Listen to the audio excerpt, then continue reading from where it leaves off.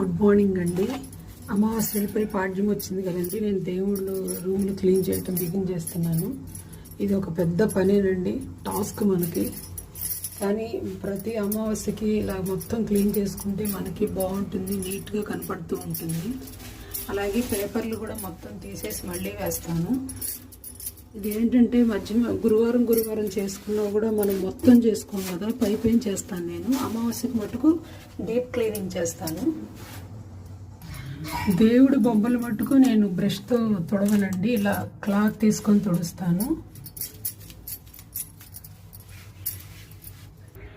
ప్రతి అమావాస్యకి ఇలా క్లీన్ చేసుకోవాలని చెప్తారు, కానీ అందరికీ జాబ్ చేసే వాళ్ళకి కుదరదు కదండి. ఆఫీస్కి వెళ్ళే వాళ్ళకి వాళ్ళు మటుకు గురువారం కొంచెం కుదిరినప్పుడు, కానీ మీకు ఎప్పుడు కుదిరితే అప్పుడు అలా చేసుకోండి.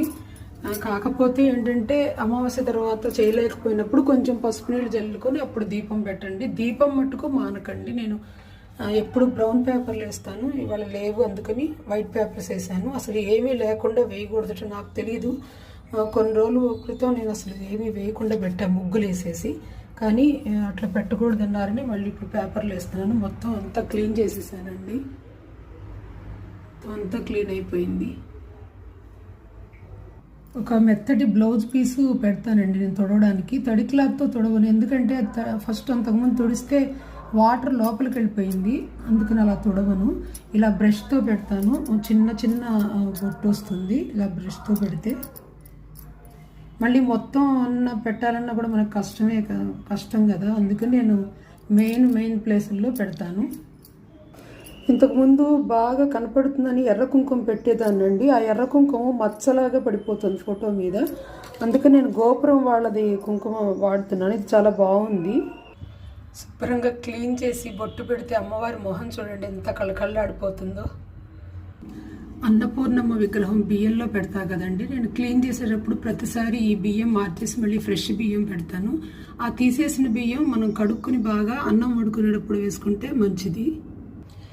మొదలు పెట్టే వరకు మనకి అన్ని పనులతో కొంచెం కష్టంగానే ఉంటుంది, కానీ చేసిన తర్వాత ఎంత నీట్గా ఉండి మనకి పూజ చేయాలంటే చాలా భక్తి ఉంటుంది.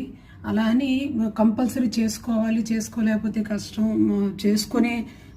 క్లీన్ చేసుకునే పూజ చేయాలని పెట్టుకోకండి, మీకు ఎంతవరకు వీలుంటుందో అంతవరకు చేసుకోండి. ఇదండి ఇవాళ నా దేవుడి room cleaning video. Thank you అండి. గుడ్ మార్నింగ్ అండి. అమావాస్య వెళ్ళిపోయి పాడ్యం వచ్చింది కదండి. నేను దేవుళ్ళు రూమ్లు క్లీన్ చేయటం బిగిన్ చేస్తున్నాను. ఇది ఒక పెద్ద పనేనండి, టాస్క్ మనకి. కానీ ప్రతి అమావాస్యకి ఇలా మొత్తం